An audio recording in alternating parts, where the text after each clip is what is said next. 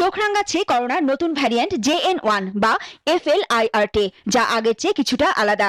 আগের variant delta ও ওমিক্রনের উপসর্গ ছিল তীব্র জ্বর ও শ্বাসকষ্ট, কিন্তু নতুন ভ্যারিয়েন্টে উপসর্গ হালকা হলেও অনেক দ্রুত ছড়ায়, যেমন সর্দি, কাশি, হালকা জ্বর বা গলা ব্যথা। অনেক সময় মনে হয় এটি বুঝি সাধারণ ঠান্ডা, ফলে অবহেলা করে বাইরে চলাফেরা বাড়াচ্ছে ভাইরাস ছড়ানোর ঝুঁকি।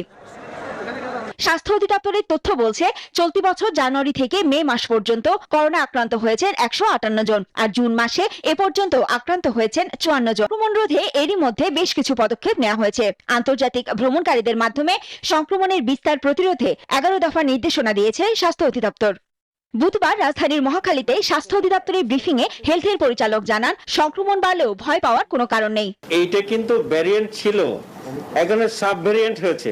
কেমন আগেও ছিল ওমিক্রন, কিন্তু আগেও ছিল এগুলোকে আরো সাব ক্লাসিফিকেশন করা হয়েছে। এদিকে সংক্রমণ বাড়তে থাকায় হাসপাতালগুলোতে সীমিত পরিসরে করোনা পরীক্ষার ব্যবস্থার সিদ্ধান্ত নিয়েছে স্বাস্থ্য অধিদপ্তর।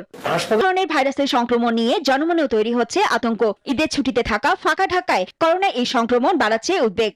করোনা নিয়ে এখনই আতঙ্ক নয়, মানতে হবে বিধিনিষেধ। উপসর্গ দেখা দিলে স্বাস্থ্যকেন্দ্রে গিয়ে করোনা পরীক্ষা করানোর কথাও বলেছে স্বাস্থ্য অধিদপ্তর।